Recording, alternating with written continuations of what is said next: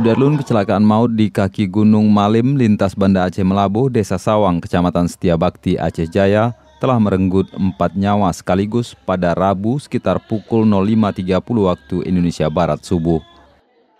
Semua korban merupakan warga Loksmawe.